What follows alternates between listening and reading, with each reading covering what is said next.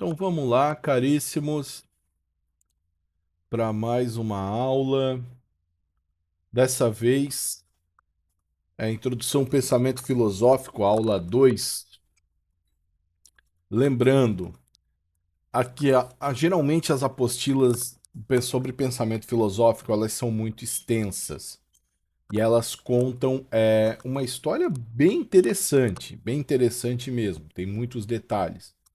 O que que eu resolvi, obviamente, fazer? Eu faço uma resenha dela com os principais pontos, explicando para vocês, até mesmo para poder auxiliar na prova discursiva e, além disso, para que fixe o conteúdo melhor. Muitas vezes, explicando verbalmente, as pessoas fixam melhor o conteúdo. Então, eu mastigo a apostila, vejo a aula do professor, mastigo a apostila e coloco aqui essa aula para vocês, certo? Então, essa pequena aula que eu faço não suprime a leitura da apostila e a aula do professor. É somente um reforço aí de estudos, tá bom, pessoal? Baseado aqui nessas 35 páginas. Demora até alguns dias depois que o professor posta, porque até eu ler tudo, interpretar e montar e fazer um exemplo mais didático aí para o pessoal, sempre acaba demorando um pouquinho. Mas vamos lá então. Então, Platão e Aristóteles, a filosofia entre o céu e a terra. Nós começamos aqui com a crise da Grécia e o nascimento de um novo olhar. Imagina vocês vivendo em Atenas, na Grécia, antes de Cristo, no século V antes de Cristo. A cidade que inventou a democracia está em ruínas. Depois de 27 anos de guerra contra Esparta, a famosa guerra do Peloponeso, a Grécia não é mais a mesma. Atenas, antes símbolos de cultura e liberdade, agora é um local de desconfiança, pobreza e corrupção. É nesse cenário que vai nascer Platão, discípulo de Sócrates e filho de uma família nobre. Platão, ele é educado nas artes da música e da política e, e vai ver a sua cidade cair moralmente. Ele vê a política ser tomada por interesses, a justiça vai virar um teatro e até seu mestre Sócrates ser condenado injustamente à morte. Olha só, Platão, que foi educado nas artes, na música e na política, ele vê a cidade cair moralmente. Ele vê a política ser tomada por interesses, a justiça virar um teatro e até o seu mestre Sócrates ser condenado injustamente. Foi ali que nasceu a desconfiança de Platão na política e nos sentidos humanos. E ele começa a pensar: se a política é corrupta, talvez a verdade não esteja neste mundo. É assim que ele decide buscar um mundo superior, um mundo perfeito, aquele onde a justiça e a beleza e o bem existem em sua forma pura. Nasce então a filosofia platônica.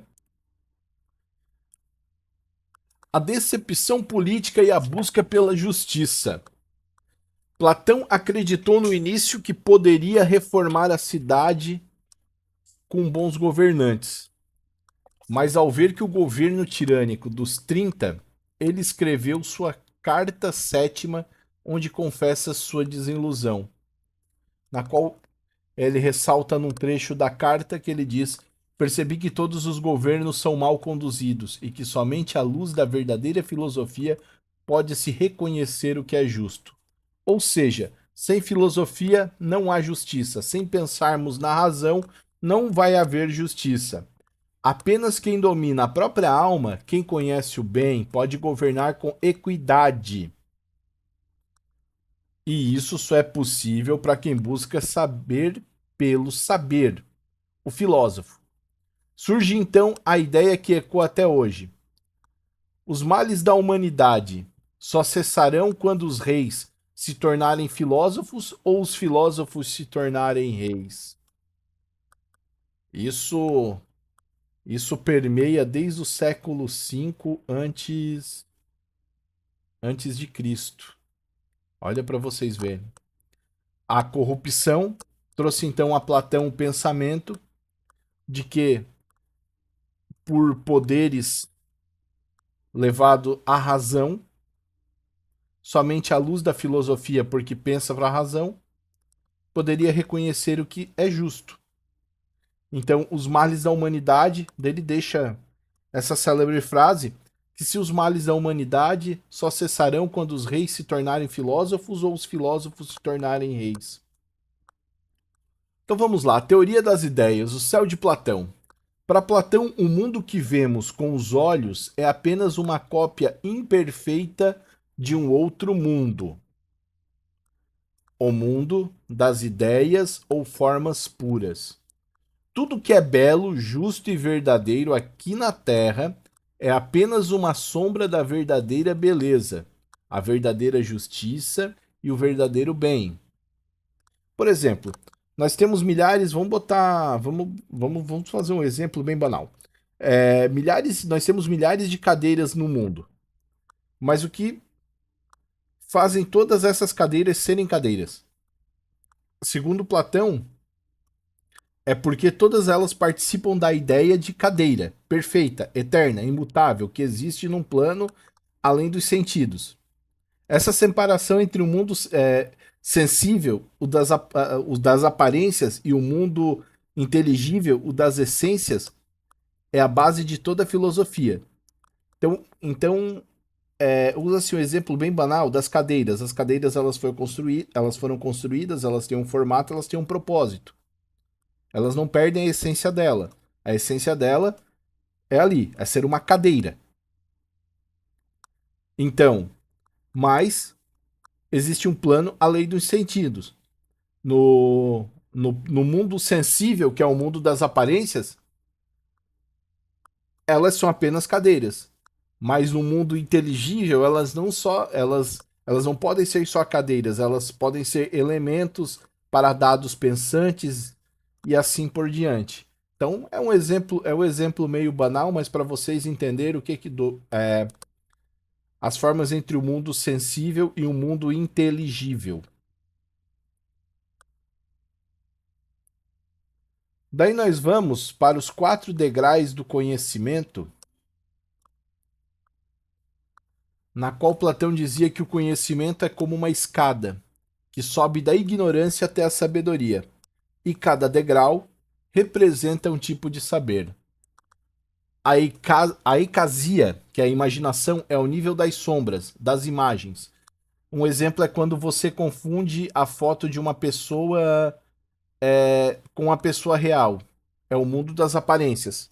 Eu olho a foto de uma pessoa e acho que é uma pessoa real. Ou quando, imagina só, um devaneio de loucura, uma pessoa olhar para uma fotografia e dizer, ó, oh, tem uma pessoinha real aí se mexendo, se movendo. Isso é o mundo da imaginação, o mundo das aparências. Um exemplo bem grotesco mesmo, tá? Daí nós temos a doxa, ou pistes, que é a opinião, que é o conhecimento baseado em crença sem certeza. Por exemplo, eu acho que o governo é bom, porque ele parece justo. É frágil, instável, sujeito a erros? Não, mas ele é bom porque ele parece justo. É quando você só acha, você não tem certeza, você não pesquisou, você não olha ao seu redor, você não vê os atos, as ações para preponderar se realmente esse governo ele é bom ou ele é justo. Você só dá a sua opinião baseado no que você crê. Ah, eu creio que ele segue a ideologia X. Ah, então este governo é bom e pronto. Então essa é o conhecimento do tipo doxa ou pistes, que é só a opinião.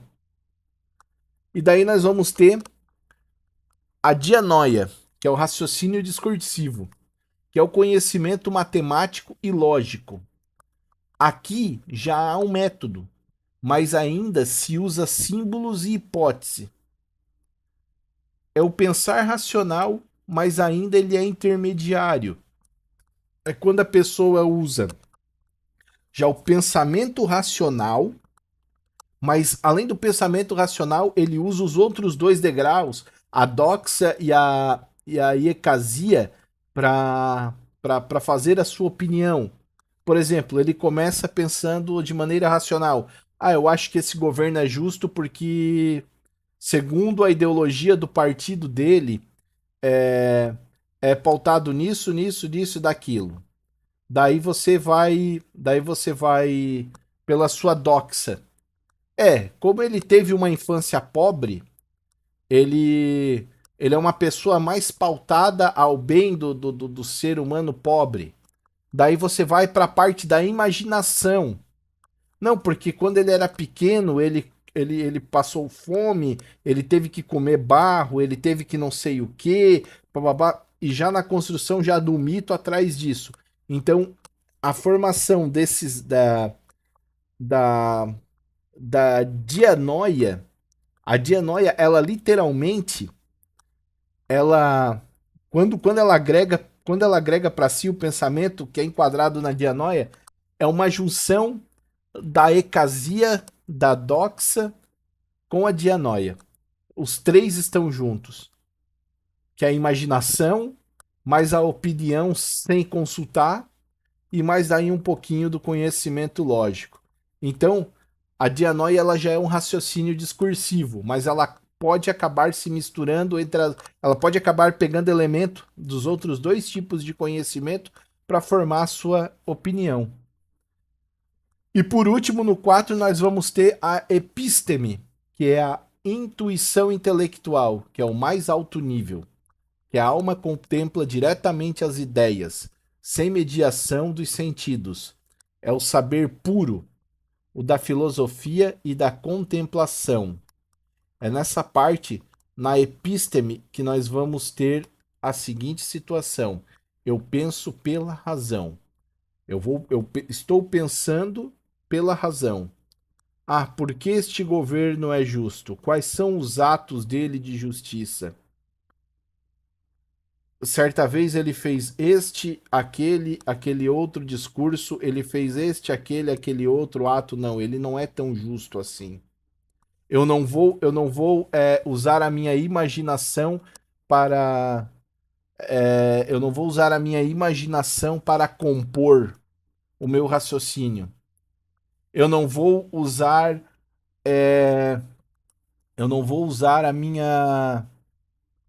o que eu acho para compor o raciocínio, mas eu já vou começar a usar do 3 para cima o meu conhecimento matemático e lógico e a minha intuição intelectual para me formar o pensamento racional.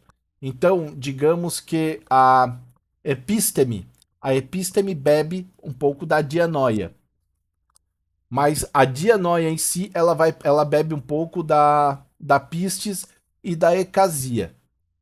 Então, a dianoia ali, ela já começa a ser um divisor entre o achismo, entre o empírico e o racional, tá? Então, nós chegamos ali até a episteme, que é 100% o racional, o intelecto. Daí nós temos o mito da caverna, que é a imagem mais poderosa da filosofia, que poucos textos na história explicam o ser humano com tanta profundidade quanto o mito da caverna. Platão pede que imaginemos o prisioneiro acorrentado desde a infância dentro de uma caverna, olhando apenas para o fundo da parede, onde vêm sombras projetadas por um fogo através dela. Essas sombras são tudo o que ele conhece. Para ele, as sombras são a realidade. Mas um dia o prisioneiro se liberta. Então ele sai da caverna e vê o sol, a luz de verdade, e entende que tudo o que via antes era apenas ilusão. Quando volta para libertar os outros, ele é ridicularizado. Eles preferem as sombras porque a luz dói nos olhos. Então esse mito da caverna, ele é extremamente incrível, porque ele mostra uma realidade social que se perdura até hoje. Daquele ser que ele está acostumado com apenas uma realidade, uma bolha em si. Quando ele se liberta, ele vai chamar os outros para que façam parte, mas os outros o ridicularizam. Prefere continuar nas sombras. Não, essa daqui é a realidade que a gente conhece, tal, e ir pra luz, não, ela dói os nossos olhos, isso daí não vai fazer bem, isso não é assim, então e pronto. A moral filosófica é que a caverna é um mundo sensível. As sombras são as opiniões e as aparências. A luz do sol é a ideia do bem.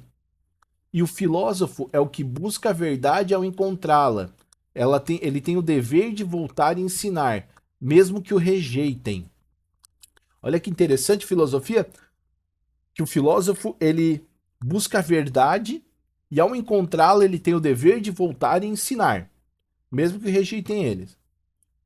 Platão com isso nos dá uma lição eterna. Conhecer é converter a alma e sair das trevas para a luz. É ensinar a descer de novo a caverna com amor. Então, manter-se a perseverança e além da perseverança saber que você volta com a verdade. Então, você desce com amor. A filosofia de Aristóteles. A Terra fala. Mais lá na frente. Eis que chega Aristóteles, aluno brilhante que ousou discordar do mestre.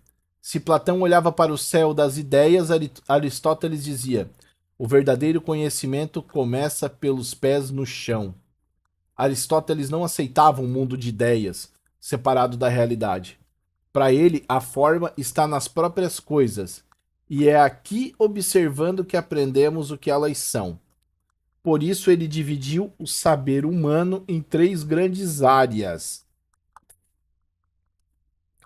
Primeiro, a ciência teorética, que busca o saber pelo saber, que é a física, a matemática, a metafísica, que as ciências teoréticas, elas são mais exatas, que elas vão buscar o saber pelo saber, aquilo que se chega a um denominador comum e final.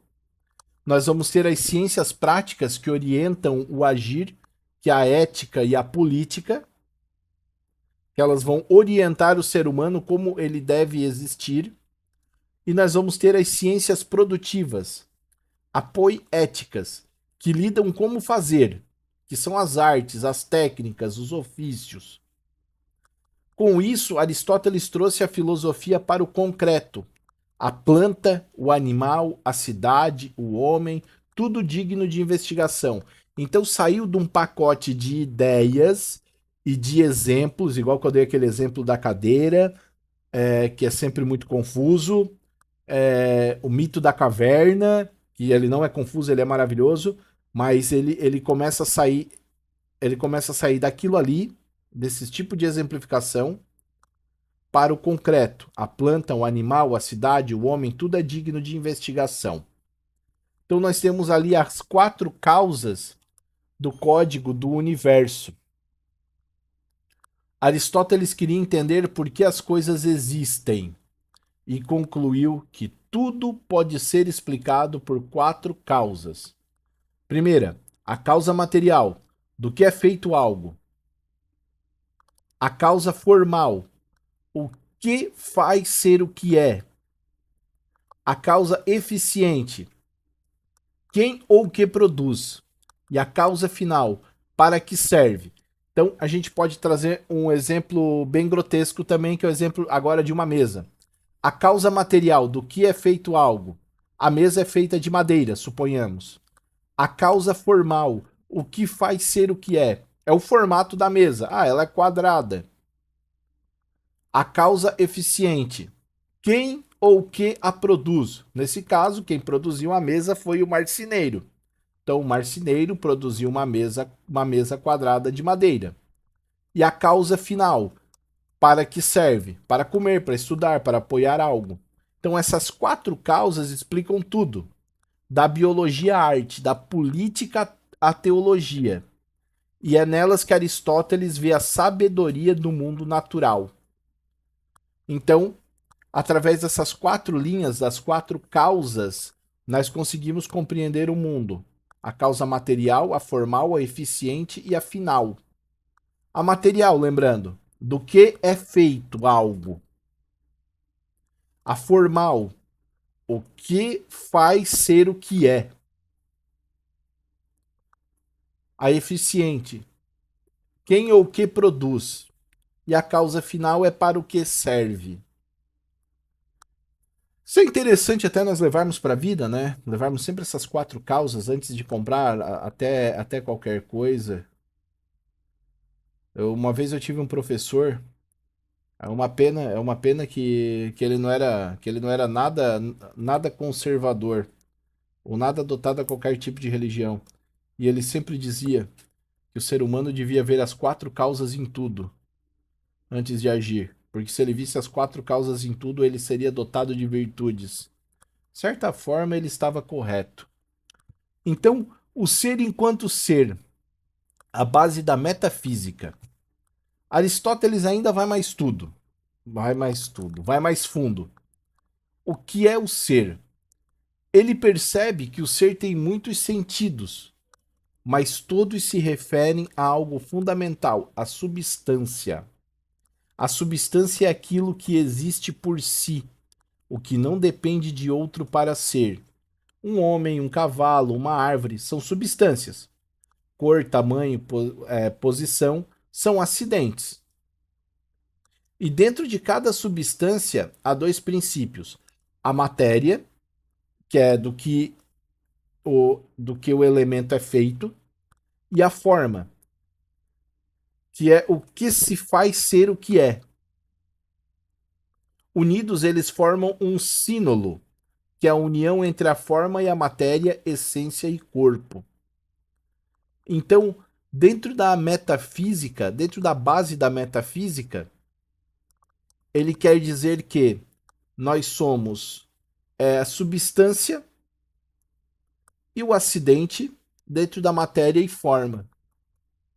Então, a substância é, é o elemento, pode ser um homem, um cavalo, uma árvore, uma pedra, e o acidente é a cor, o tamanho, a posição. Este é o acidente.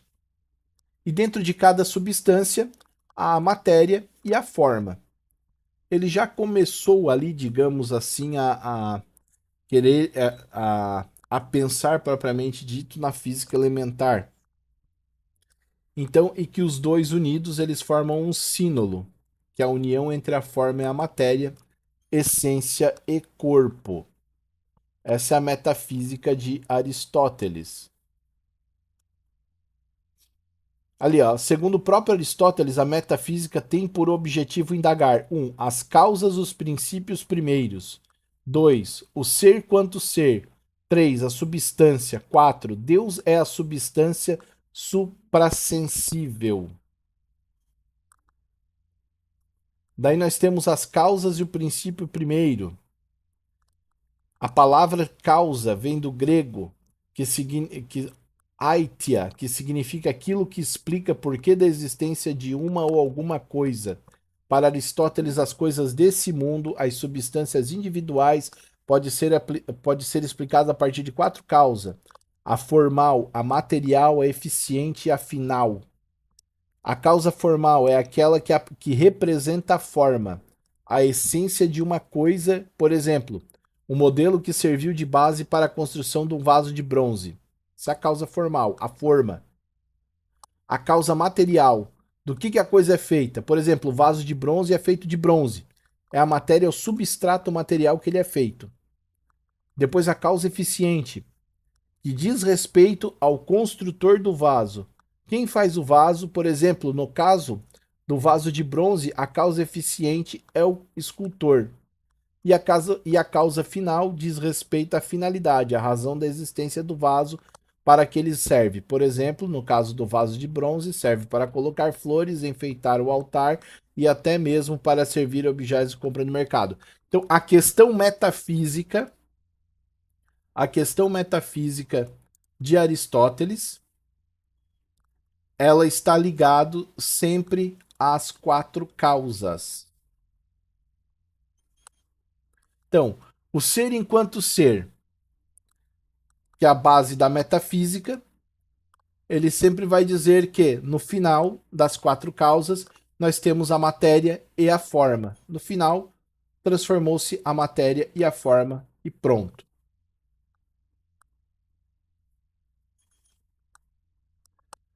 O ato e potência.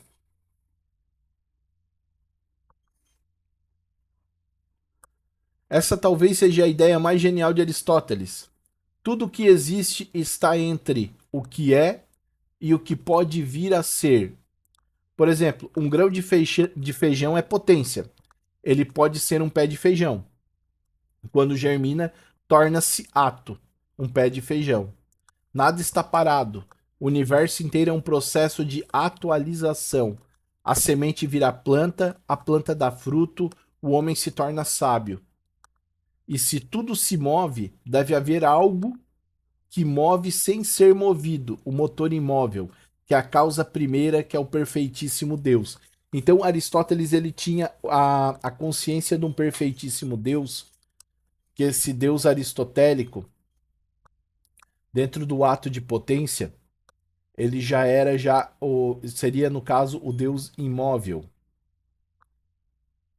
Para ele esse Deus imóvel, ele era um perfeitíssimo Deus, ele que regia tudo, mas de maneira na qual ele não estava ele não estava para essas regras, digamos assim, essas proto-regras da física. Ele estava acima de tudo.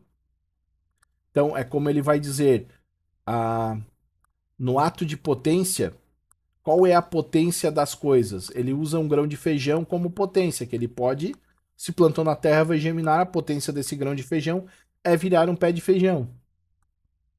Nada está parado. O universo vai sempre se atualizando. A semente vira planta, a planta dá fruto, o homem se torna sábio, e tudo se move, e deve haver algo que move sem ser movido, aquele que controla o movimento, que é o motor imóvel, a causa primeira, que é o perfeitíssimo Deus. Então Aristóteles ele já vai ter ali, dentro de si, ele, ele já vai ter dentro daquela esfera que o homem é capaz de Deus, ele já vai pensar entre, entre o sim do homem ser capaz de Deus, porque ele já tem essa ideia de um Deus imóvel. No caso, ele é imóvel porque ele está acima de qualquer condição física, regendo o universo, o perfeitíssimo Deus. Então, Platão ensinou que, ao olhar para o alto, para as ideias, para o bem, para o eterno, Aristóteles ensinou que ao olhar para o mundo, para as causas e as formas do movimento, e foi no diálogo entre os dois que nasceu o pensamento cristão e toda a filosofia ocidental. Platão dizia: o corpo é a prisão da alma. Aristóteles respondia: a alma é a forma do corpo. Juntos, um ensinou a sonhar, o outro a compreender. A filosofia desde então aprende que o verdadeiro sábio é aquele que consegue tocar o céu sem tirar os pés da terra. Então, pessoal, essa apostila aqui, ela é maravilhosa mesmo, tá? Tem muita citação boa. Tem o modelo do cosmo aristotélico, que predominou por mais de 1000 anos. Só foi substituído no século XVI. Ele tinha esse modelo heliocêntrico aqui. Então, bem interessante. Pautou praticamente toda a filosofia cristã, a filosofia do Ocidente. Essa apostila, essa explicação, na verdade, é para vocês terem um norte. Eu não aprofundei muito, porque se eu fosse aprofundar, dava mais de 1h30 de explicação. Então, eu fiz isso para vocês terem esse norte sobre o pensamento filosófico e para vocês acompanhar cada situação, cada tópico aí que foi falado, na qual nós começamos desde o nascimento do novo olhar da filosofia, a decepção política e a busca pela justiça, as teorias das ideias, o céu de Platão, Depois nós fomos para os 4 degraus do conhecimento, o mito da caverna, a filosofia de Aristóteles, as 4 causas, que é o código do universo, o ser enquanto ser, que é a base da metafísica, e o ato e potência, que o ato e potência é praticamente é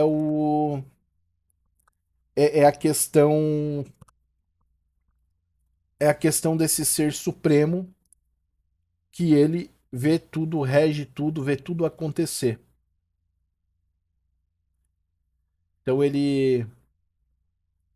Então seria muito interessante vocês fazerem a leitura da apostila também, para pegar mais detalhadamente cada ponto, tá? Aqui eu quis dar um norte mesmo para vocês entenderem o pensamento aristotélico, o pensamento platônico e aristotélico, para quando vocês lerem a apostila, o negócio já ir de vento em popa. Bom, então, muito obrigado.